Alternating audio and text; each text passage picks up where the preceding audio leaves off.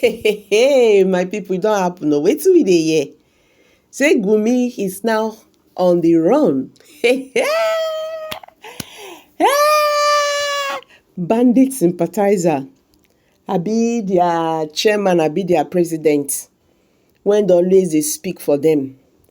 Now he don't talk finish. Now he was busy going from one TV station to another TV station, asking President Bola Ahmed Tinubu not to Donald Trump, the US president, invade Nigeria. Now the man is on the run, waiting they pursue Gumi. Hey, I want my people, make I not just talk too much. I go drop this video so that you go see everything they happen. I beg, just calm down. Yeah? Just settle down. Make you see wetin dey happen. This man supposed to be in prison. Oh, I dey tell you. This man supposed to be arrested. Let's get there. I'll be right back. So there's a headline floating around. Sheik Gumi has fled to Turkey. Now, I know some of you are probably raising eyebrows thinking, what is going on here? And that's exactly what we need to talk about. We all know Sheik Gumi.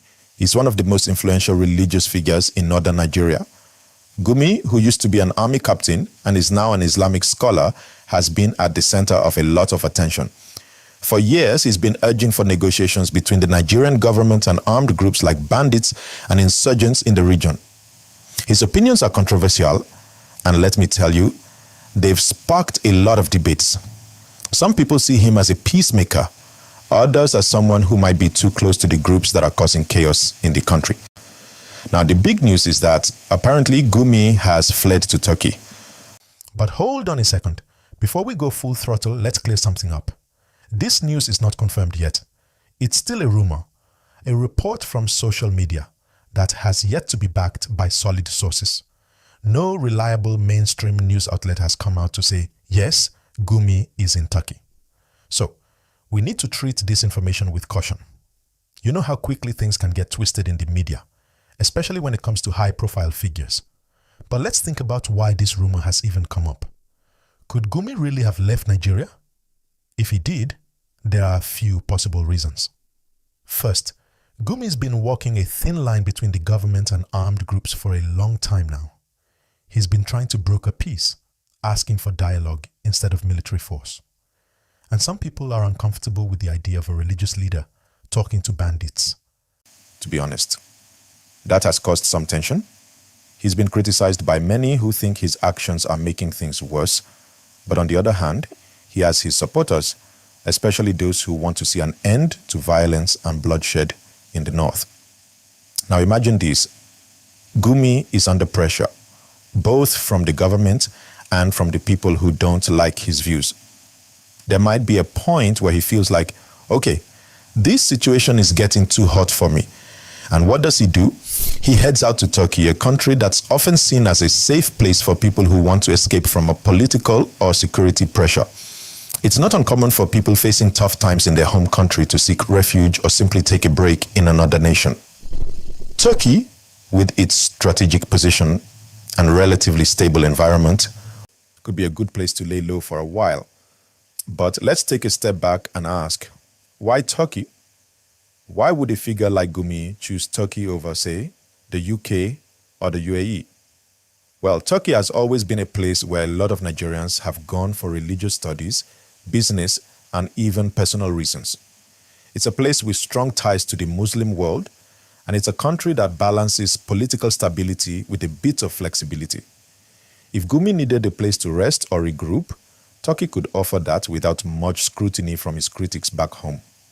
But again, remember, this is still a rumor.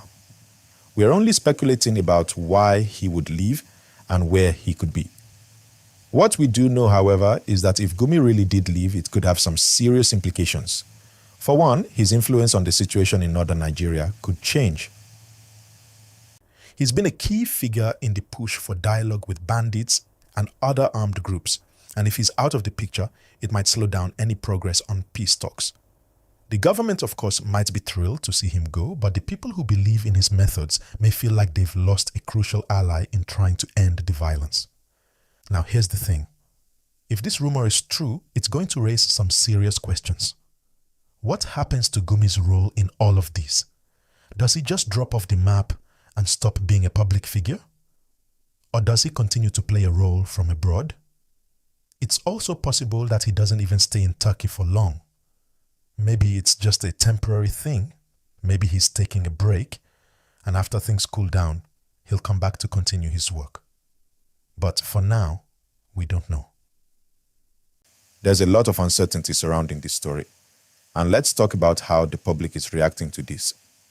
People in Nigeria are divided about Gumi. Some think he's doing the right thing by talking to the insurgents. Others see him as a troublemaker who's making things worse. So, if he leaves the country, it's not going to be all bad or all good for him. There will be mixed reactions. On one hand, people who support his approach might feel disappointed, thinking that without Gumi, the peace process is going to take even longer. On the other hand, critics might feel relieved, thinking that this will weaken the influence of someone they believe has been too sympathetic toward criminals. But you know what's even more interesting? If Gumi does leave, what does that say about the state of Nigeria's security? If a religious leader with such influence feels the need to leave, it's not just about him. It speaks volumes about the insecurity and instability in the region. If you're someone who can mediate between armed groups and the government, and you're still feeling like it's unsafe to stay in the country, that's a serious sign that things are not okay. It shows that the violence, the kidnappings, the clashes, these issues are far from being solved. And if the country's most influential peace broker can't even stick around, what does that say about the future? Now, let's talk about Gumi's supporters. What happens to them if he's not around to speak for them anymore? His supporters are mainly those who feel that talking to the bandits is the only way to end the bloodshed. These are people who don't want more military intervention. They don't want to see more lives lost in combat. So, without Gumi's voice, these people might feel like they have no one else to turn to. They might even feel like the fight for peace is getting harder. But here's a thought for you. Do we need to rely on one person to be the bridge between the government and armed groups? Isn't it time to build a system where there's more than just one leader? One person who can speak for both sides? Gumi has been doing the work, sure. But what if we need more people to step up? What if the solution is not just about one person, but about a collective effort from within the community? What does it mean for Nigeria? Not just for Gumi? Think about the bigger picture. When you have people, whether they're religious leaders, community activists, or even government figures who start feeling like they can't stay in the country, that says a lot about the situation on the ground. It's one thing when average citizens feel the pressure to leave, but when someone like Gumi, who has a history of working within the system, feels like it's too dangerous to stay, that's a major red flag. This isn't just about one person, it's about the whole system.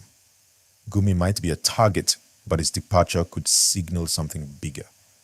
It's about trust, it's about security, and it's about what we as Nigerians can expect when it comes to protecting those who are trying to make a difference. So, let's break it down. Gumi's departure, whether for safety, peace efforts, or whatever reason, can't be seen in isolation. It's not just, oh, Gumi's gone. No, it's a reflection of the ongoing instability. If we're really thinking about what this means, we need to ask the right questions. Why is it that people in positions of influence are being forced to leave the country? Why does it seem like the pressure is getting higher? And what does it say about the broader environment? If someone like Gumi can't do his work in Nigeria anymore, that's a sign that we're losing more than just one voice. But here's another angle to consider. If Gumi has left for a while, what about the future? What about the people who are left behind in these communities? The ones who depend on dialogue and peace, talks for their safety. They're not just going to stop hoping for peace because one person leaves, they'll keep pushing. And here's the thing. While Gumi might have been a key figure, the truth is that Nigeria needs a sustainable solution that doesn't hinge on any one person. It's bigger than him. It's bigger than any individual. This is about creating a future where peace talks don't rely on a singular leader. It's about building systems that don't leave the door wide open for conflict. Now, think about the international perspective here. If Gumi has fled, even temporarily, it's going to make headlines. It's going to raise questions internationally. And if the international community starts taking notice, that can bring more pressure. It might push the Nigerian government to act more decisively on the issues of insecurity, negotiations, and perhaps even reform. Or it could go the other way. Pressure could mount on the government to silence Gumi's critics even more. Either way, this could make the situation in Nigeria more complicated, not just for the country, but for everyone involved. But here's the thing, we need to talk about solutions. What's next? If this story holds true, Gumi being abroad doesn't solve Nigeria's security problems. It's just a change in the conversation. The real work, finding a lasting peace, addressing the root causes of violence, bringing stability back to communities, needs to happen whether Gumi is in Turkey or not. And you know what? The people affected by the violence, the ones who've been living with these challenges for years, they're not going to just sit back and wait for someone else to fix things. They'll find a way to continue their fight for peace, no matter who's standing in front of them. So, what should we be looking for next? Look out for the real news. We need confirmation. Whether it's through Gumi himself or through credible media sources, we need facts, not speculation. And once we know more, we need to keep asking, what is the next step for Nigeria? How do we move forward if this peace process is shaken up? Is it time for new voices to step in and take over where Gumi left off, or do we need a completely new approach? Whatever happens, one thing is for sure, the story isn't over yet. Whether Gumi stays in Turkey or returns to Nigeria, the situation on the ground is going to keep evolving. But don't forget, we're all part of this conversation.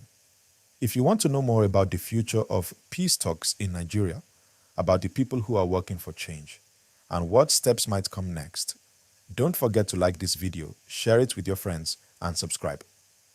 It's a conversation we all need to keep having. The bottom line here is that we don't know for sure if Gumi has fled to Turkey, and even if he has, we don't know for how long he'll be gone or what it means for Nigeria's security. What we can do though is keep watching. Stay updated. Look for official sources to confirm whether this story is true or just another rumor. In the meantime, I want to hear what you think. Do you believe Gumi left for his safety? Or is there something more to the story? Do you think Nigeria can move forward with peace talks if he's not around? Let me know your thoughts in the comments, and don't forget to like this video and subscribe if you want more updates like this. Alright, that's all for today. Thanks for tuning in, and I'll catch you in the next one.